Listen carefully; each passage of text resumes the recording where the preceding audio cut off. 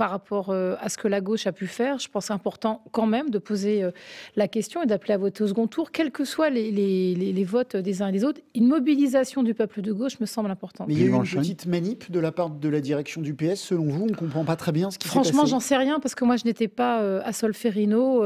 Ce que je peux vous dire, c'est que les logiciels qui ont été utilisés à un moment ont été bloqués. Voilà. Mais après, nous, on a eu les premiers chiffres comme vous à plusieurs heures. Et bloqués, c'est-à-dire, mais parce qu'en fait, il y avait des problèmes de remontée, mais c'est tout. J'en sais pas plus. Je vous dis franchement, j'en sais pas plus.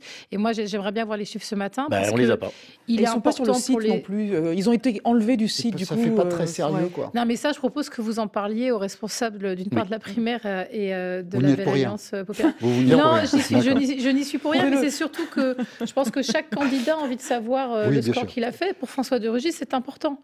On avait un objectif qui était que l'écologie soit présente dans cette primaire. Elle était totalement absente du débat de la primaire de la droite. Il faut quand même le rappeler. On a vu tout à fait autre chose dans la primaire de la gauche. D'une part, parce que des candidats socialistes se sont enfin intéressés à l'écologie. Ensuite, parce que François de Rugy y a fait sa place, a montré l'intérêt qu'il avait de jouer dans cette cour-là. Et j'aimerais bien évidemment savoir son nombre de